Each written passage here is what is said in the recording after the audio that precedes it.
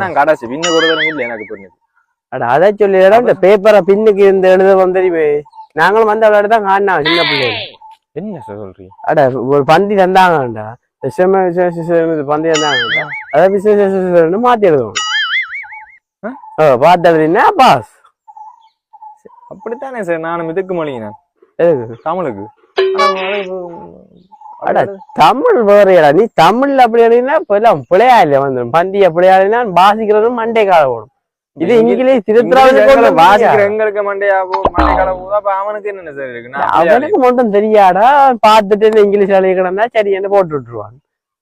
இந்த எஸ்டனா எடுத்துருக்கலாம் போய் என்ன சார் அப்போ எங்க எனக்கு வந்ததான் சார் நானும் போகல.